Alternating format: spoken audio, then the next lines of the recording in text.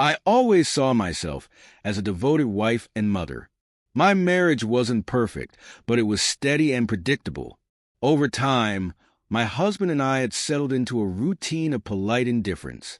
We lived together, raised our kids together, but somewhere along the way, the spark that once brought us close had faded into an unspoken distance. I convinced myself it was normal, a part of growing older together. My son Ethan had recently turned 21, and his group of friends practically lived at our house. Most weekends, the living room echoed with loud laughter and the clinking of beer bottles. I didn't mind. It was comforting to see Ethan happy and surrounded by people who cared about him. Among his friends was a young man named Ryan, who stood out for reasons I couldn't quite explain.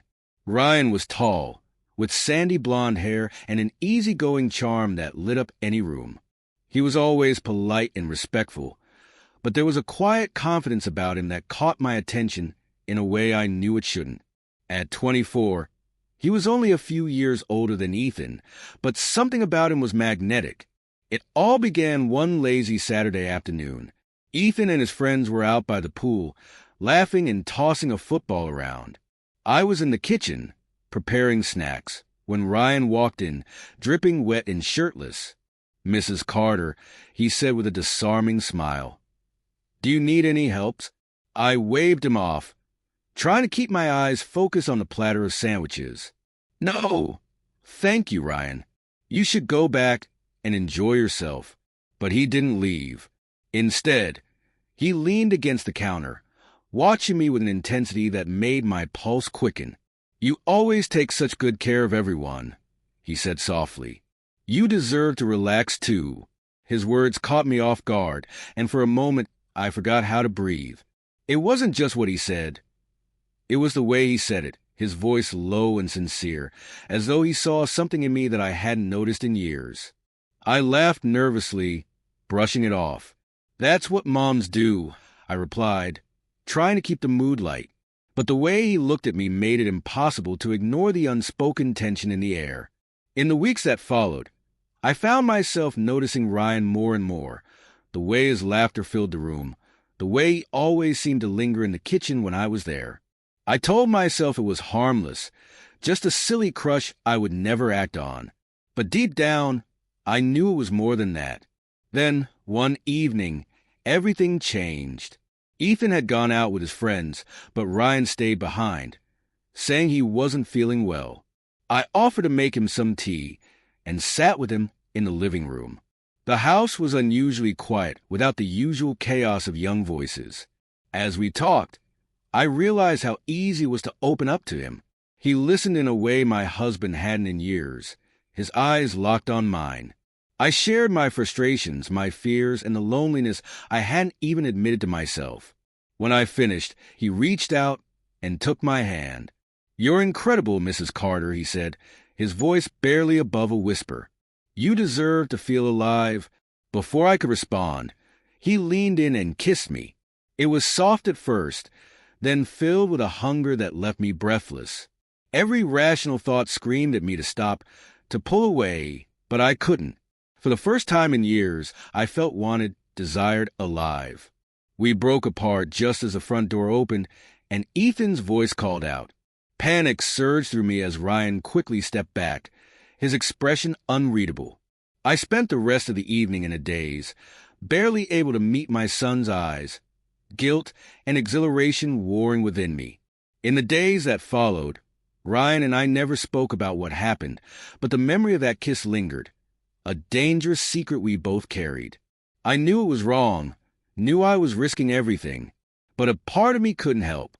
That night, after Ryan kissed me, I barely slept. I lay in bed beside my husband, Steve, his rhythmic snoring oblivious to the storm raging inside me. My mind replayed the kiss over and over, the heat of Ryan's lips, the way his hand lingered on mine, the intensity in his gaze. It had been years since I'd felt that kind of passion. I couldn't decide if I was more terrified of what had happened or how much I wanted it to happen again.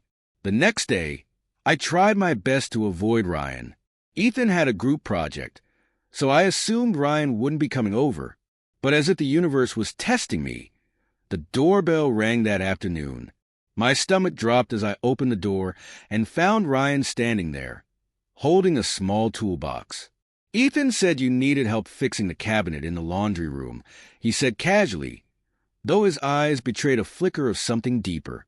He looked nervous, too. I hesitated, but eventually stepped aside, letting him in. "It's in the back," I said stiffly, leading the way. The air between us was thick with unspoken tension. Ryan worked quietly, his usual easygoing demeanor replaced with an unusual seriousness. I hovered near the doorway, torn between leaving and staying, my heart pounding so loudly I was sure he could hear it. When he finished, he turned to me, his expression unreadable. "Mrs. Carter, about the other night." "Ryan, we can't," I interrupted, my voice trembling. It was a mistake, a moment of weakness. He stepped closer, and I instinctively backed up until my back hit the wall. He was inches away, his clean, masculine scent overwhelming my senses.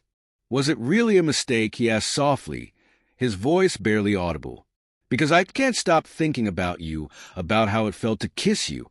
I wanted to deny it, to push him away, but the truth was I couldn't stop thinking about him either.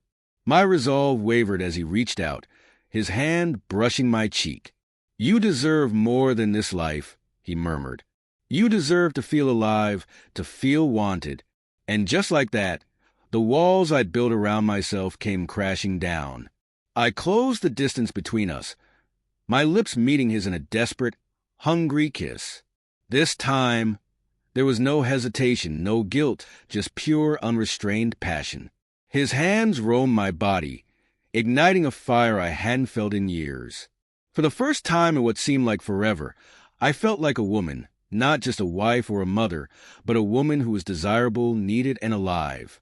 We ended up in the laundry room, the ordinary setting of my domestic life, contrasting sharply with the reckless abandon of what we were doing. His touch, his kisses, they consumed me, making me forget everything else.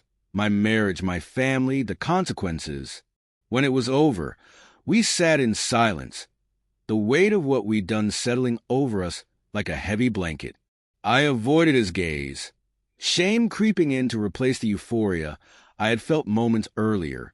"This can't happen again," I whispered, more to myself than to him. But even as I said it, I knew it was a lie.